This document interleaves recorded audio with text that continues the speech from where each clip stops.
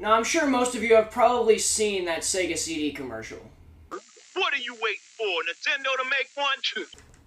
Yeah, I guess people were waiting for Nintendo to make one. Because they did. Kind of. Okay, long story short, Sony and Nintendo teamed up to make an add-on for the Super Nintendo. And then Nintendo completely screwed Sony over. Yeah, that was almost as dumb of an idea as the Virtual Boy. Yeah, Nintendo did something dumber than this. So when Nintendo is fucking up their IPs, Sony came back and was like, hey, fuck you. Why would you wait an extra year for a Nintendo system that uses cartridges? Yeah, just get the PlayStation.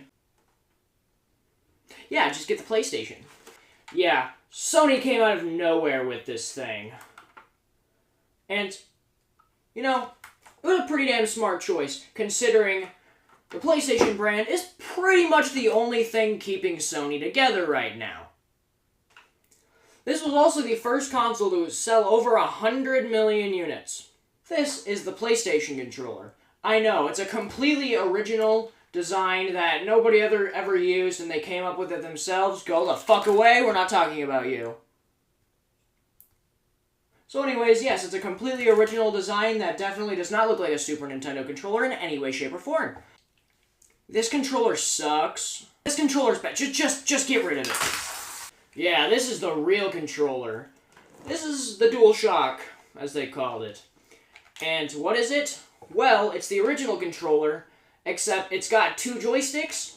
Oh yeah, and it was better.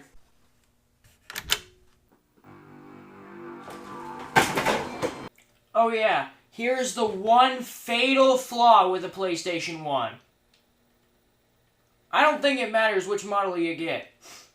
After these things get old, they start to make this clicking sound. Just about every PlayStation 1 does it. I mean, something's fucked with it because it takes forever to load. And sometimes it just won't load. Like, it'll just be on a dead screen forever. And it is not scratched discs. No. The console is fucked. Just about all of them are. I would assume there's a solution, but I don't know. It's almost as bad as the Nintendo. And believe me, when I say something's almost as bad as the Nintendo, it's bad.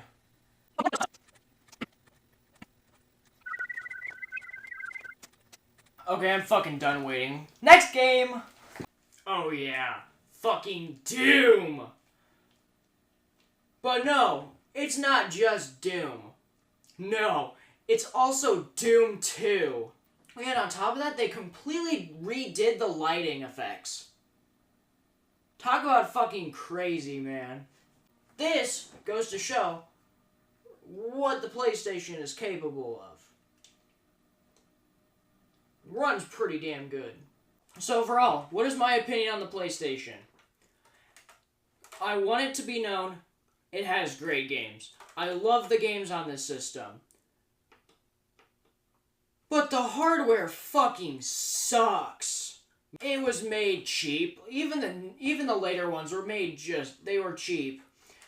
That clicking noise I identified earlier, that's a serious problem. It's not just a problem with, a couple systems. No, it's a serious problem with every system. And I'm talking about even the slim PS1s have that clicking problem.